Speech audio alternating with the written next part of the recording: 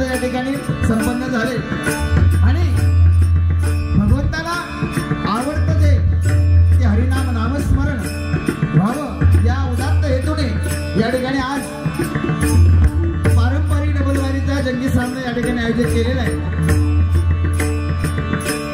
आम्हा 2 बुवांची या ठिकाणी निवड केलेली मी स्वतः सुशील गजानन गोठणकर मुक्काम पोस्ट शिरगाव तालुका देवगड जिल्हा सिंधुदुर्ग सुखवस्तीसाठी भांडूप मुंबई आणि माझ्या जोडीला असं म्हटलं तर ते चुकीचं ठरेल। आज या कार्यक्रमासाठी सन्माननीय सुप्रसिद्ध भजन सम्राट बुवा श्रीधर मुंगेकर आज नामवंत आणि ख्याती असणारे आमचे गुरुतुल्य असे सन्माननीय श्रीधर बुवा मुंगेकर हे सुद्धा या ठिकाणी कार्यक्रमाच्या साथीला आहेत। या कार्यक्रमासाठी माझ्याकडे पकवान करतात आमचे विनोद मांडवकर आणि तबला साथ करतोय राज लाखम।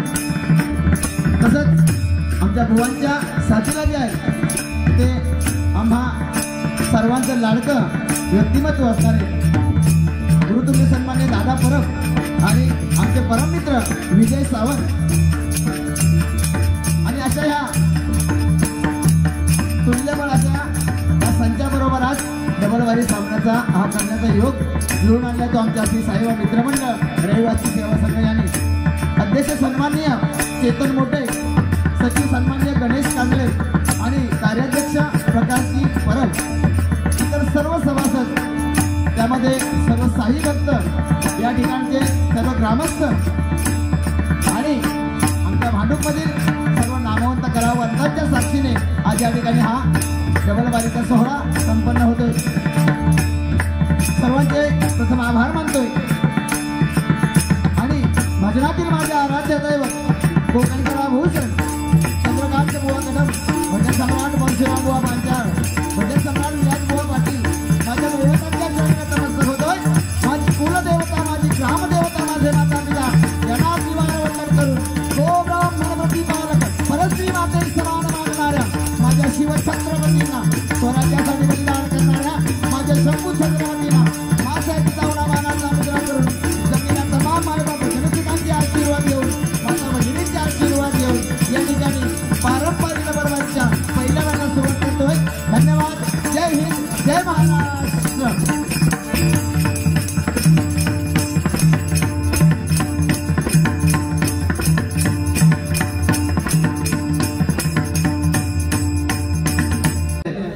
भांडूप म्हणजे भजनाची पंढरी नावच तसं कारण या आमच्या भांडूपच्या ह्या पंढरीमध्ये अगदी पांडुरंगासारखे अनेक भजनी बुवा होऊन गेले आहेत सुद्धा आणि मी या पंढरीतला एक साधा वारकरी गेली अनेक वर्ष या ठिकाणी श्री साईनाथांचा या ठिकाणी हा उत्सव मोठ्या आनंदाने आणि अगदी दिमाखाने या ठिकाणी साजरा होतो। गेल्या आम्ही जेव्हा सुरुवात या भजनाची केली तेव्हापासून मला आठवते की तेव्हापासून या ठिकाणी आम्ही सिंगल भजन करत आलो पण आज खरोखर माझं मोठं भाग्य आहे की अशा ह्या ठिकाणी आज डबलवारीचा सामना आम्ही करतोय आणि जोडीला सुद्धा असे बुवा आहेत की ज्यांनी अनेक वर्ष ह्या भजनी संप्रदायाला खूप मोठं योगदान दिलंय आणि हा डबलवारीचा सामना तसा म्हणता येणार नाही का पण काहीतरी शिकावं त्यांच्याकडनं काहीतरी प्रेरणा घ्यावी या हरिनामासाठी या भजनामध्ये ही एक निव्वळ ही आकांक्षा होती मनामध्ये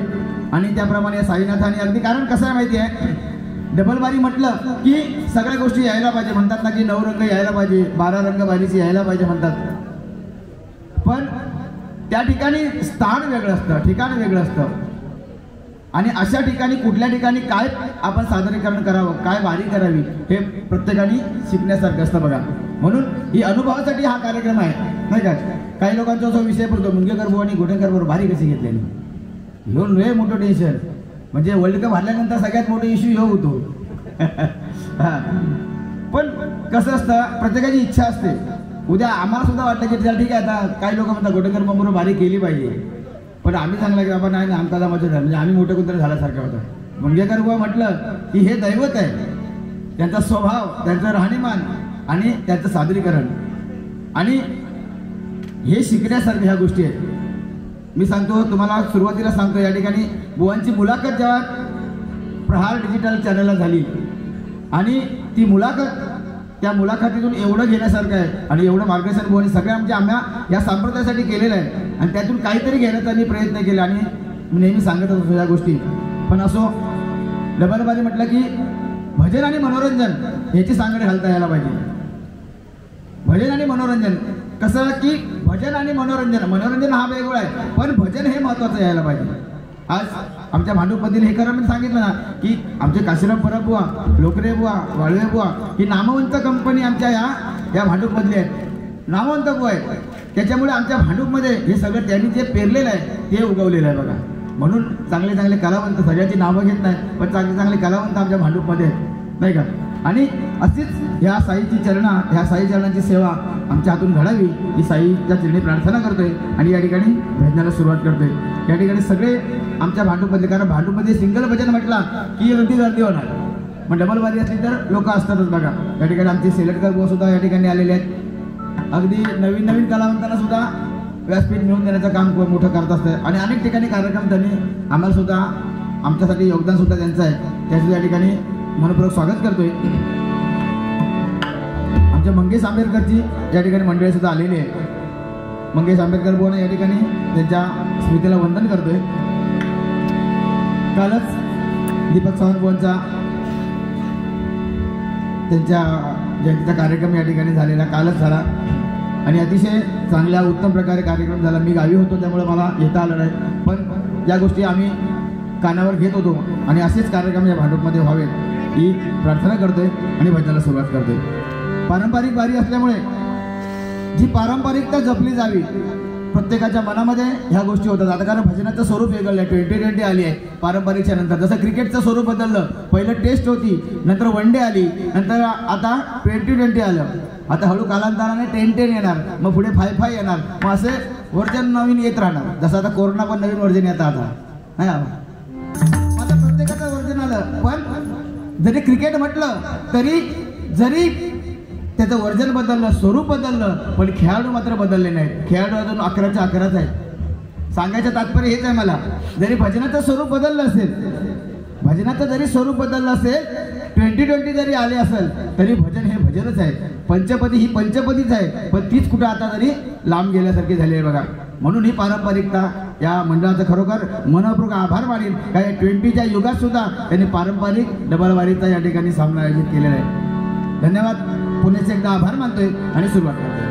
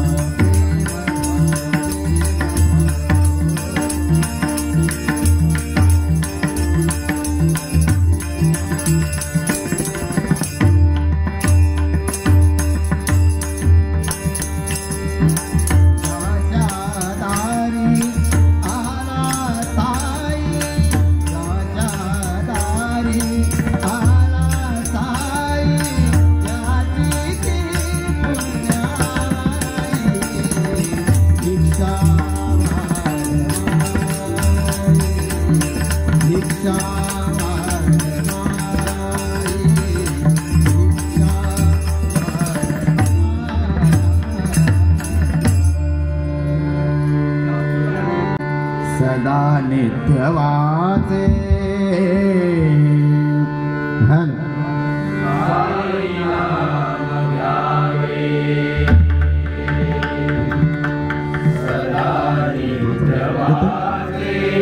साई नाम घ्यावे सदा नित्यवाचे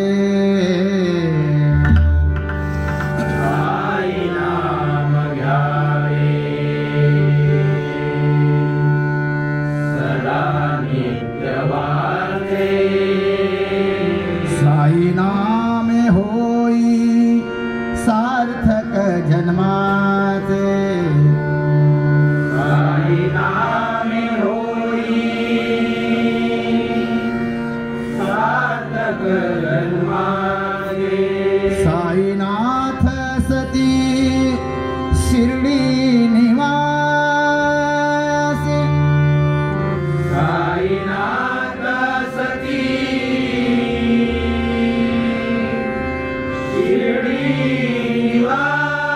साईनाथ सती शिर्डी निवासी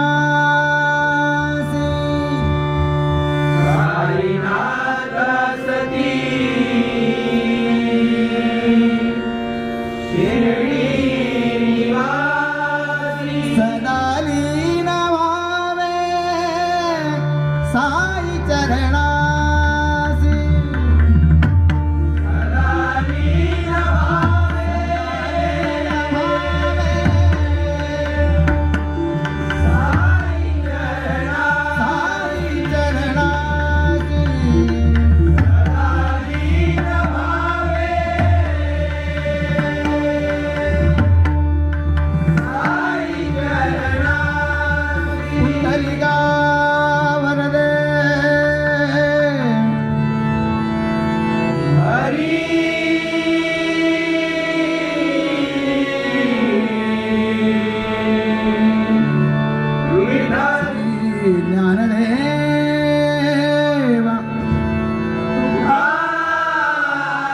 श्री पंढरीनाथ श्री गुरुदेव बजरंग विघ्नहर्ता वक्रतुंड श्री गणपती गजानन सत्य संकल्पाचा दाता श्री सत्यनारायण ग्रामदेवता श्री कामेश्वर श्री गांगेश्वर श्री आरेश्वर श्री गुणकेश्वर हरियारा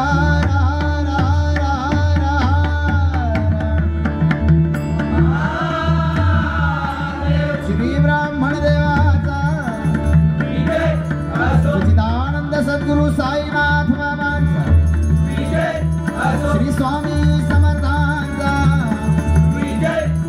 विरावळ देवी माते तुझा पावनाई देवी माते तुझा गाव देवी माते तुझा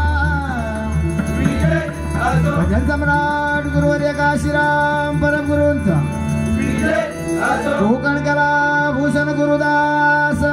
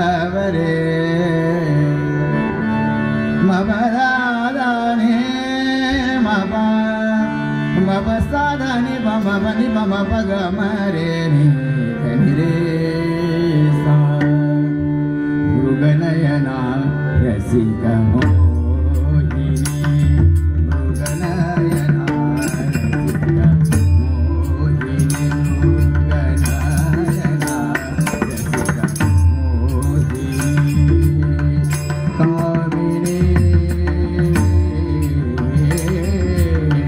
कामिनी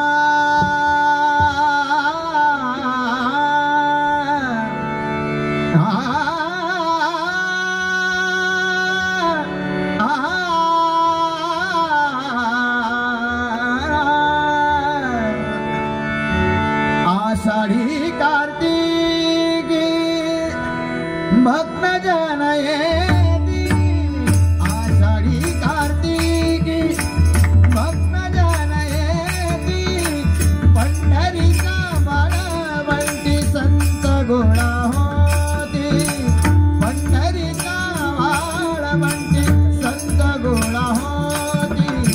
लोका म्हणे नाम घेता, लोका म्हणे नाम घेता, लोका म्हणे नाम घेता, भक्त होती लंका, नाथ घरी नाचे माझा सखा पांडुरंग.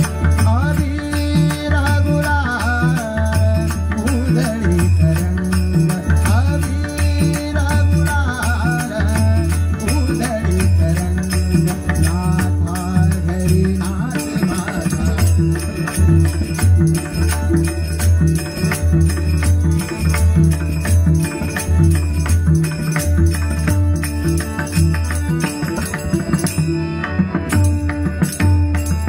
नको झांजची पळाविणा, नको भिन्न राग, नको झांजची पळाविणा, नको भिन्न राग.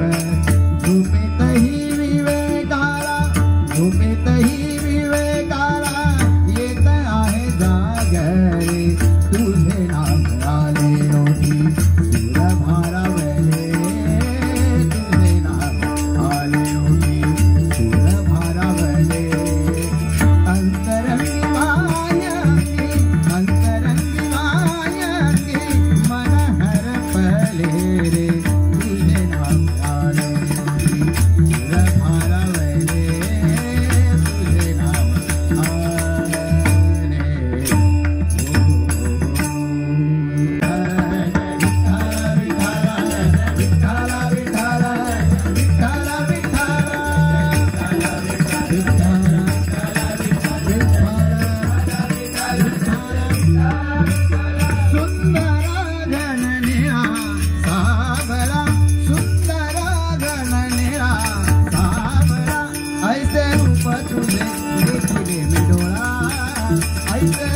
देखिले मी डोळा, ऐसे रूप तुझे देखिले मी डोळा.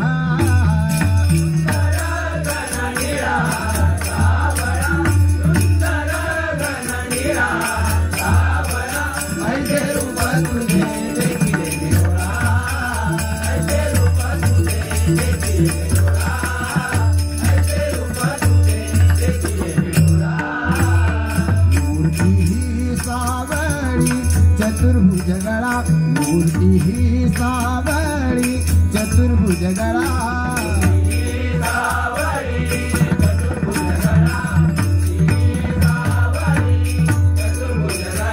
मूर्ती ही सावळी चतुर्भुज गळा, मूर्ती ही सावळी चतुर्भुज गळा.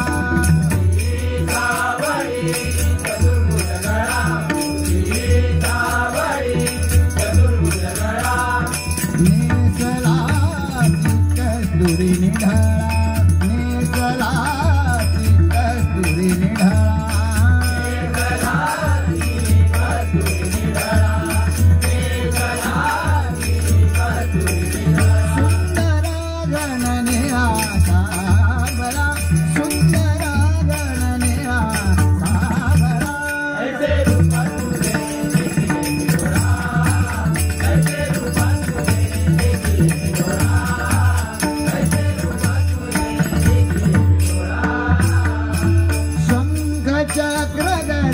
वैजयंती रुळे शंख चक्र गदा वैजयंती रुळे रुळे शंख चक्र गदा वैजयंती रुळे शंख चक्र गदा वैजयंती रुळे शंख चक्र गदा वैजयंती रुळे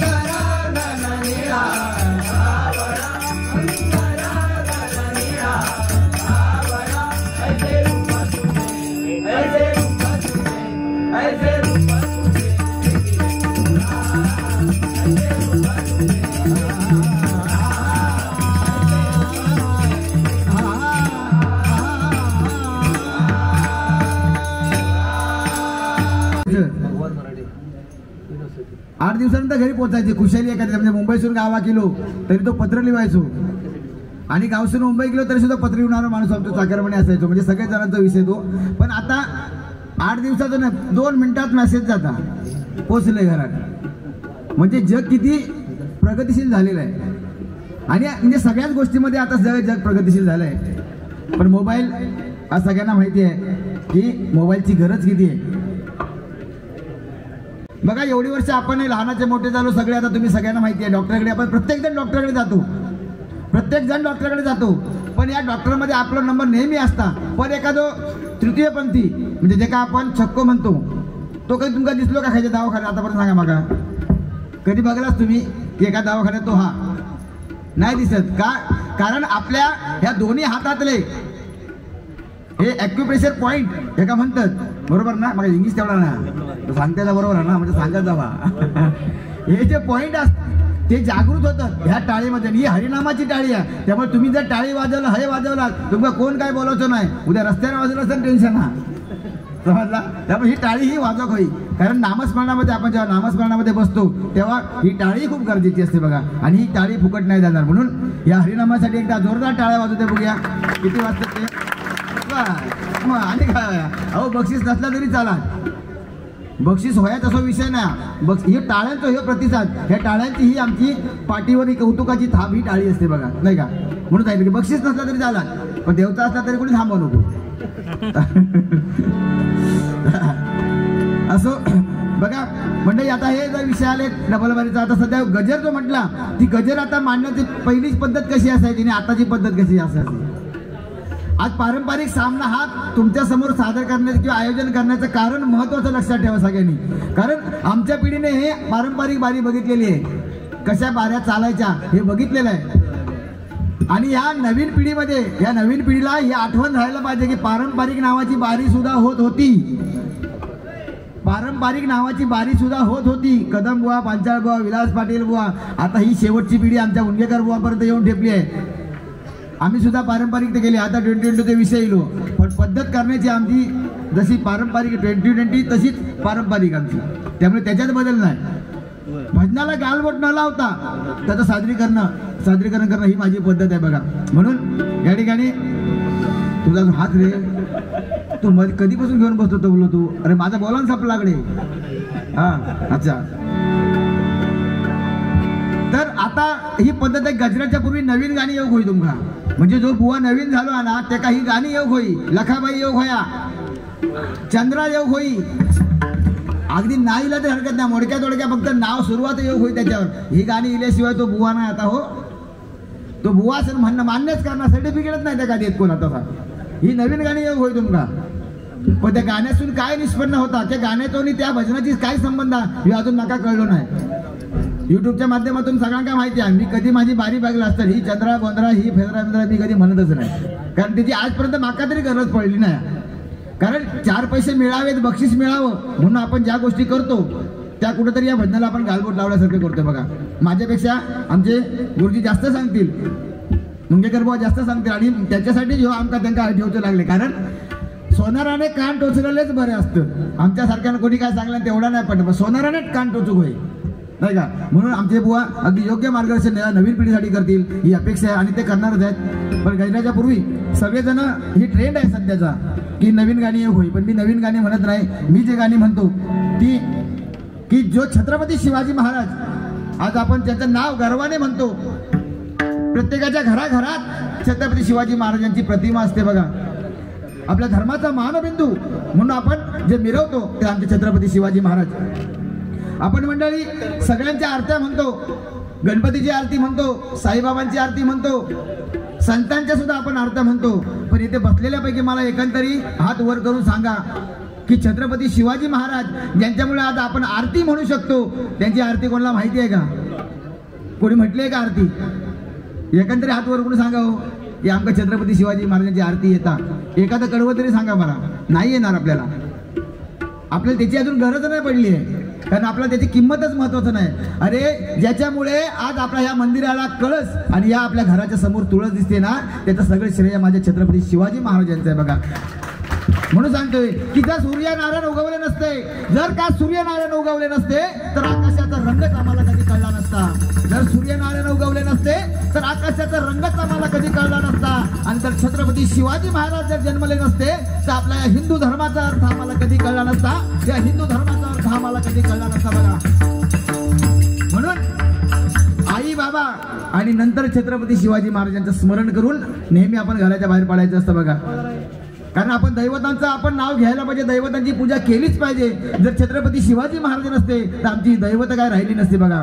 म्हणून छत्रपती शिवाजी महाराजांची ज्या ज्या ठिकाणी आपला धार्मिक कार्यक्रम असेल त्या त्या ठिकाणी छत्रपती शिवाजी महाराजांची प्रतिमा आपण ठेवायची बघा. म्हणून गजराची सुरुवात करताना गजराला जास्त वेळ घेणार नाही, कारण ही पारंपरिक बारी आहे. सुरुवातीची बारीचा जो वेळ आहे तो कालावधी ठरवलेला असतो, निश्चित केलेला असतो. त्या कालावधीमध्येच मी गजरा आणि सगळ्या माझा पहिली बारी आटपणार आहे. मनोरंजन ह्या गोष्टी या पुढच्या बारीसाठी आहे ते ठेवलेल्या आहेत मी, त्याबद्दल काळजी करायची टेन्शन नाही. म्हणून आरती तुमच्यासमोर एक चरण म्हणतोय, शक्य झालं तर आरती बरोबर तुम्ही टाळ्या वाजवलात तर चांगलं होईल असं मला वाटतंय. ठीक आहे, चला. जय जय शिवराया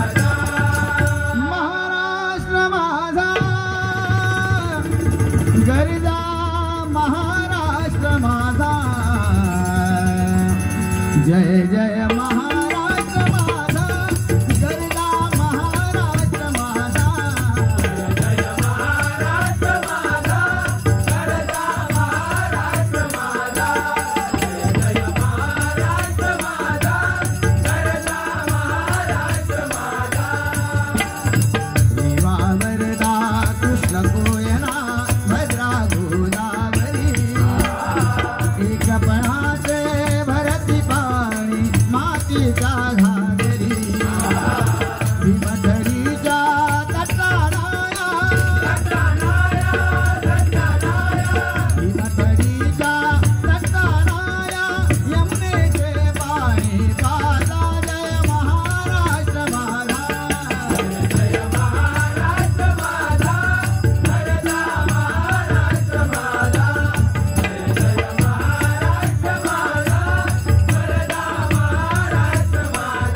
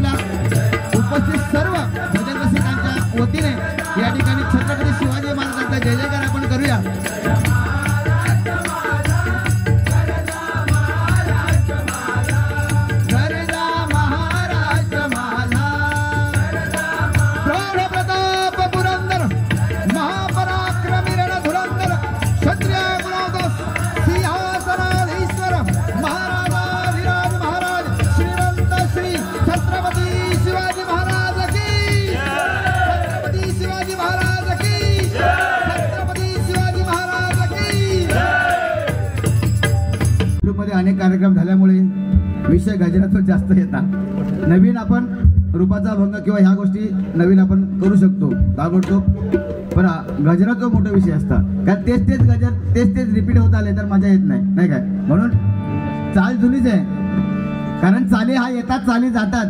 चालीमध्ये तेवढं काही विषय राहत नाही, कारण ज्या जुन्या चाली होत्या त्या चाली अजरामर आहेत नाही का.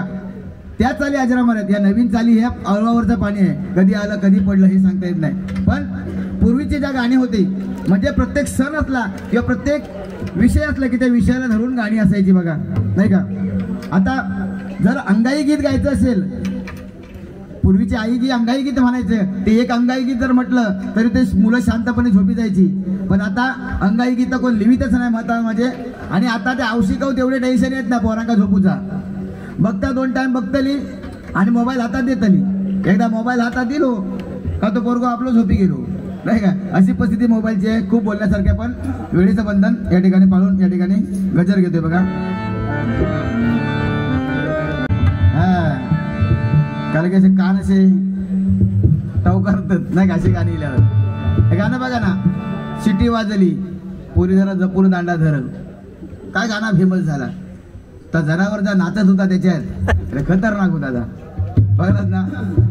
पण तेव्हाची गाणी बघा, लग्नाचं ही लग्नाच्या हळदीचं गाणं किंवा लग्नाची गाणी ही आताची ही पद्धत आहे बघा.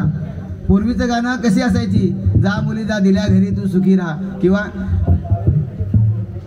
जी गाणी असायची ती गाण्याची, कारण त्या गाण्यामध्ये भाव होतो.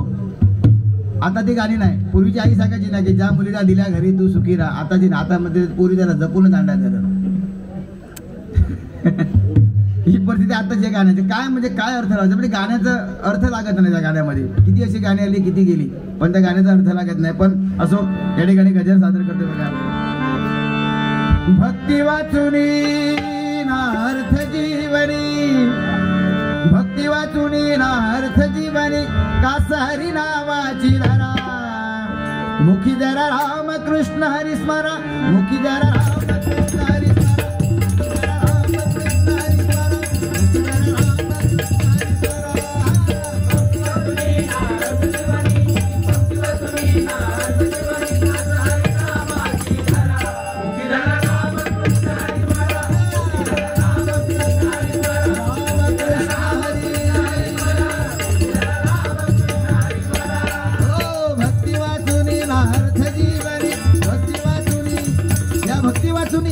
नामस्मरणा वाचून आपल्या या जीवनाला कधी अर्थ आला नाही आणि कधी अर्थ येणार सुद्धा नाही.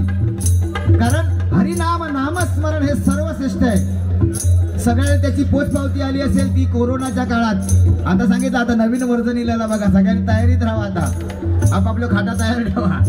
पण जसं ता संकट गेला, महामारी गेली, तशी संकट निवारण्यासाठी आपले हे साईबाबा आहेत, आपला पांडुरंग आहे, स्वामी समर्थ आहेत. ही दैवत आमच्या या महाराष्ट्रामध्ये नव्हे, आमच्या या भारतामध्ये आहेत. काही लोक टिंगल करतात की यांच्याकडे एवढी दैवत आहेत, 33 कोटी नावं पण येत नाही. एवढी दैवत यांच्याकडे कोणा म्हणून पूजणार. पण धावून इली ती आपल्या अखंड जगामध्ये एवढी महामारी झाली, पण आपल्या या भारतामध्ये तारले, या भगवंतानी तारले बघा. म्हणून सांगतोय, काय म्हणतोय बघा.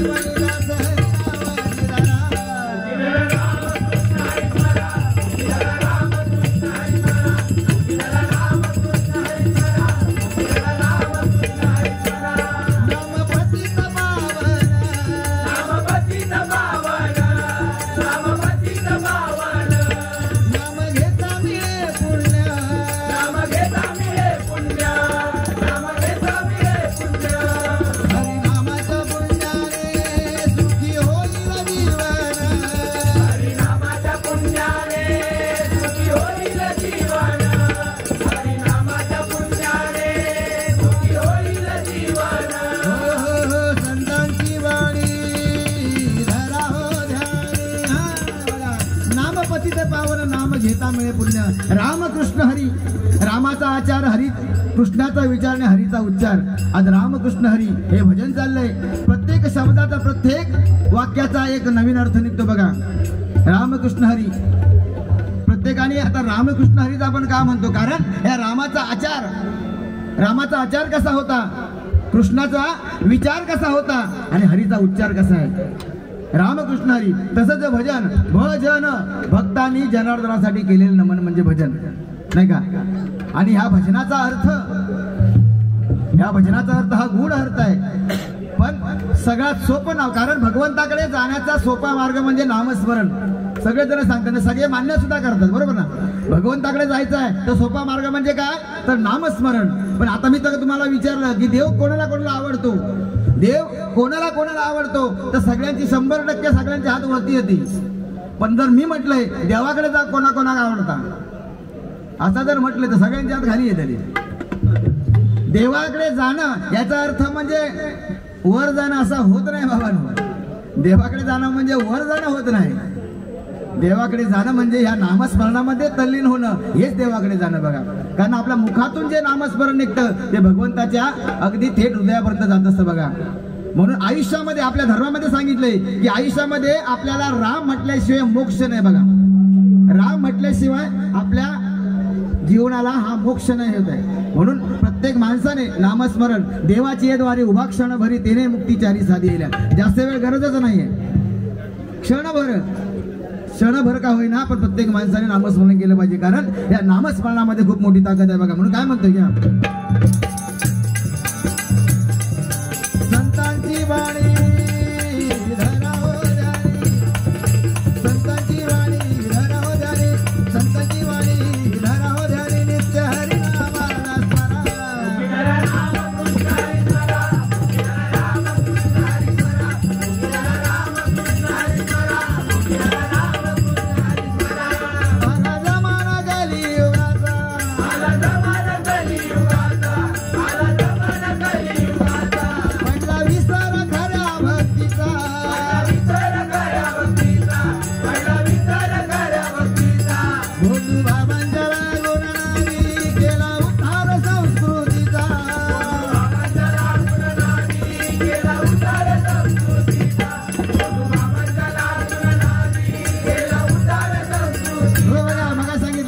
जमाना कलियुगाचा, पडला विसर खरा भक्तीचा. जमाना कलियुगाचा आहे. कली म्हणजेच भांडण, कली म्हणजे भांडण. आज भांडणाला जास्त महत्व आहे, भांडण करणारा पण जास्त महत्व, तेवढाच भांडण बघणारा पण जास्त महत्व. कारण हा जमाना तसा आहे बघा. रस्त्यावर सध्या मोबाईलच्या युगात रस्त्यावर एखादा माणूस ऍक्सिडेंट झाला तर तेव्हाची माणसं घेऊन त्याला पाणी वगैरे पाजायची. आता नाही, आता पहिलं सेल्फी काढतले, पहिलं व्हिडिओ व्हायरल करतले आणि त्याच्यानंतर तो जगलो तर जगलो, नाही ते विचारा गेलो. कारण कली हा जमाना आहे. कली म्हणजेच भांडण. आज जिकडे तिकडे भांडणाशिवाय काही आता दिसत नाही आपल्याकडे बघा. म्हणून सांगतोय आता देवापेक्षा देवताला भजणार लोक जास्त. 2 दिवस जातात डॉक्टरकडे, वाईट दुखला खोकला की 2-3 दिवस डॉक्टरकडे जातले, बघले नाही मग फोन करतले गावात, काय खरा नाही वाटत. गावात फोन करतले, त्या गावसून पण आणखी येतले, हे होय काय ते भूक होय, बाहेर उतरून राहा भूक होया. काय ह्याना आपला 2 नारळ घेतल्या आणि अगरबत्तीचं पुढं घेतल्या की चाललो फिरत वाटतं की ठरल्या. कारण जे काही होतं, सगळ्या ज्या गोष्टी होतात त्या भगवंताच्या एक कारण आहे. भगवंताच्या इशाऱ्यानुसार सगळ्या गोष्टी चालत असतात बघा. पण तुम्ही त्याच्यावर विश्वास ठेवा. हे काही करू शकत नाही. भले भले होते ते आता जेलमध्ये सडतात, भले भले जेलमध्ये सडतात. याचं कारण का, अरे लोकांका आपण काय देऊ शकत नाही, फक्त काय ते अफवा पसरायच्या, काहीतरी स्टंट करायचे आणि आपली फक्त झोडी भरायची, हा धंदा सध्या चाललाय. पण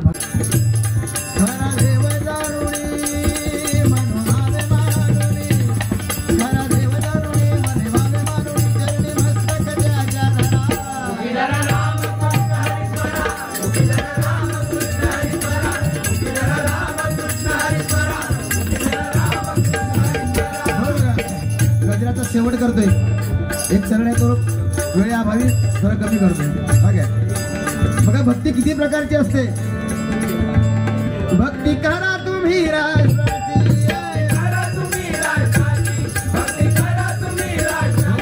राष्ट्राची भक्ती, राष्ट्रभक्ती ही सुद्धा आपल्याला करता यायला पाहिजे. आपण फक्त आपल्या कुटुंबापुरता जगतो नाही का. भक्ती करा तुम्ही भक्ती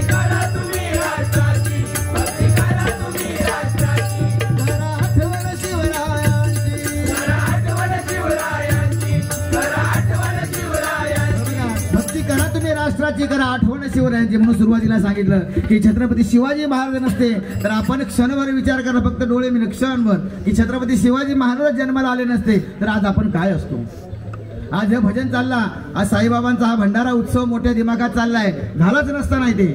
आज हे आम्ही बसला, भजन नाही, झूम बराबर झूम शराबी कवा आली. उद्या आता सण येताचा खतरनाक 31st.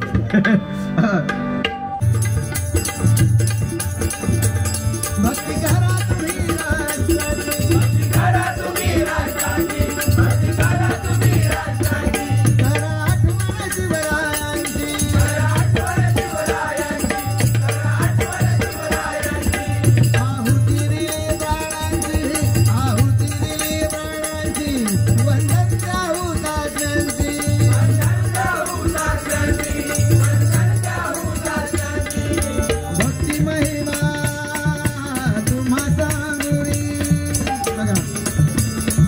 हा गजराचं लेखन हे जळतं असं थोडंफार मी केलेलं आहे. कारण गुरु महिमा हा भक्तिमा, हा गुरुचा महिमा असतो बघा. आपल्यावर गुरूंचे आशीर्वाद जेवढे असतील तेवढा माणूस नेहमी पुढे जात असतो. आमच्या काशीराम प्रभूंनी काय केलं, जास्त मी त्यांच्याकडे जास्त शिकलो नाही, वही घेऊन कधी गेलो नाही, पण ज्या गोष्टी त्यांनी मला पाठीवर हात ठेवून शिकवल्या त्या गोष्टी या तुमच्या समोर मांडते बघा मी. कारण गजराची बांधणी कशी करावी, आता आमचे उमेश जंगम या ठिकाणी बसलेले आहेत, ते या गजराच्या माध्यमातून काहीतरी मला नेहमीच मला सहकार्य करत असतं. काही ना काही ज्यांना पोचवायचं असतं त्यांच्या माध्यमातून ते पोचत नाही, तर माझ्या माध्यमातून नेहमी ते पोचवायचा प्रयत्न करतात बघा, नाही का. म्हणून आमच्या परमपूर्ण सुद्धा मला तेच केलं. वादळा सारखा काळझे पावला, वादळा सारखा झाला रसिक गणी राजाला पारखा.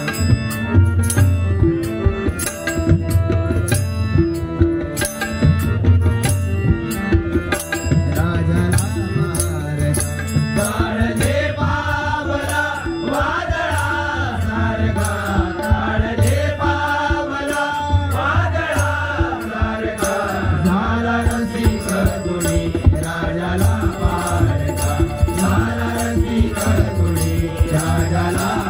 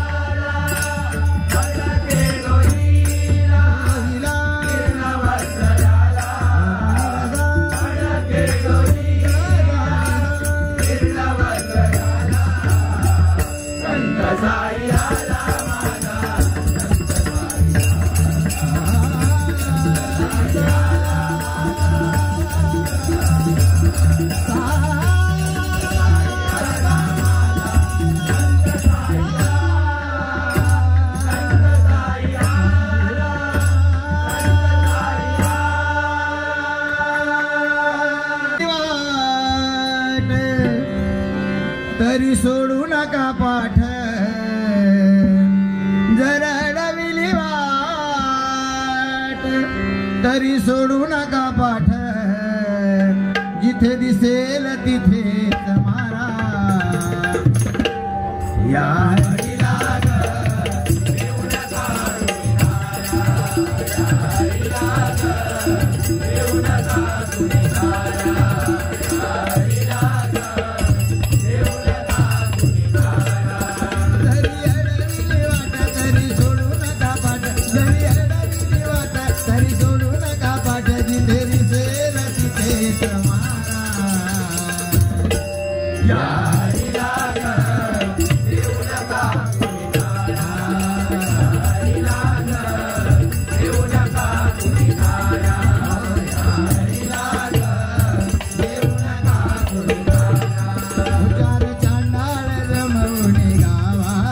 नदी किनारी वाजवी पावा नदी किनारी वाजवी पावा नदी किनारी वाजवी पावा आम्ही घेता जरा विसावा कान्हा करी तो भले तस गावा कान्हा करी तो भले तस गावा कान्हा करी तो भले तस गावा हो राजा घुसवणी गाई माझ्या पुराणाच्या ठाई माझ्या पुराणाच्या ठाई हातो हात उडवितो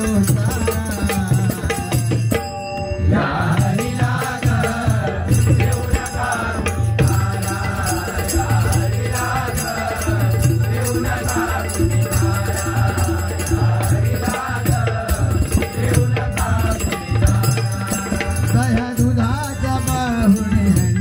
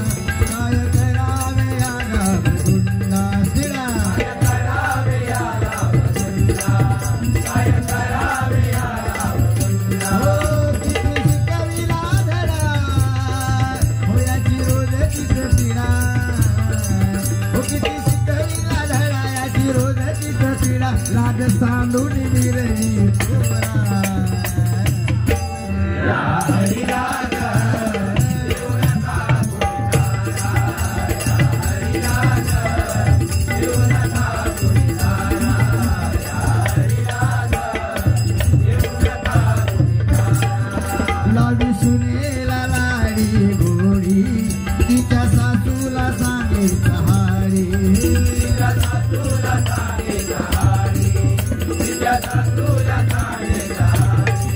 याची पाहून लखेरेल होळी याच्या नावाने गोडे होळी याच्या नावाने गोडे होळी याच्या नावाने गोडे किती सांगावं गारण याला मारावं कशान किती सांगावं गारण याला मारावं कशान आज सुशील